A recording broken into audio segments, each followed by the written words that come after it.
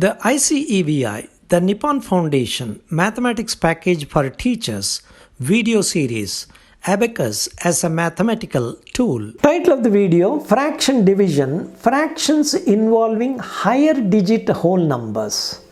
Example, 612 1 by 9 divided by 34 1 by 10.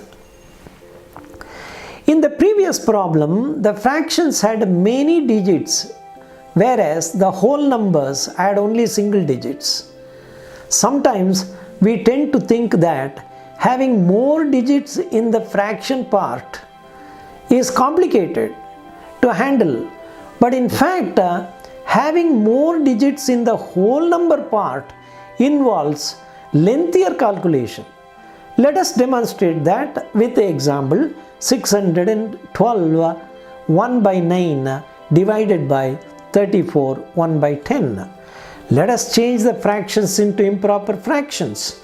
Here, multiply the whole number of the first fraction 612 with the denominator of the first fraction, that is 9, and the multiplied value is 5508. Now we have to add the numerator value 1 with this numerator of the improper fraction, and therefore the improper fraction becomes 5509 by 9. Let us take the second fraction 34 1 by 10. In order to convert this into an improper fraction, multiply 34 and 10, which is 340, and add the numerator value 1, which makes it 341 as the numerator of the improper fraction with 10 as the denominator. Now we will get the improper fractions as 5509 by 9 and 341 by 10. Here the improper fraction 5509 by 9 is the dividend and 341 by 10 is the divisor. Invert the divisor. Then 341 by 10 becomes 10 by 341. Now consider 5509 by 9 and 10 by 341 as a new pair of fractions and apply the multiplication rules. We have to multiply 5509 with 10, which becomes 55,090, and the denominator becomes 3069. You can apply shortcuts too for multiplying 9 and 341. You can multiply 10 by 341, that is 3410, and you can subtract 341, that becomes 3069. Let us set the dividend 55,090 in the right extreme of the abacus and set the divisor 3069 in the left extreme of the abacus. Now let us take the highest digit of the dividend 5 and the highest digit of the divisor 3.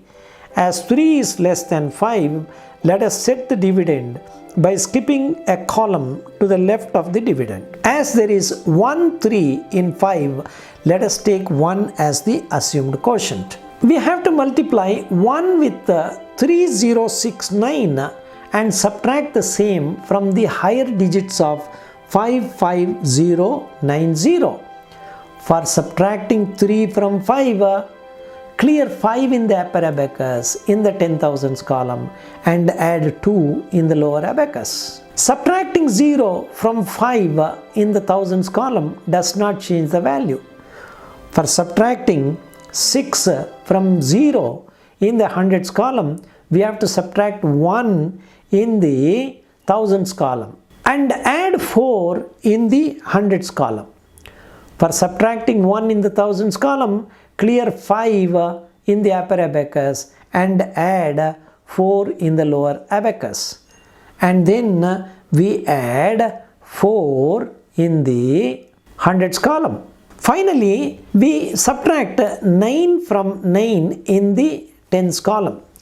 The remainder at this stage is 24,400, that is 24400. Let us consider the first 2 digits of the dividend, which are 24. As there are 3 8s in 24, let us reduce 1 and take 7 as the second digit of the quotient.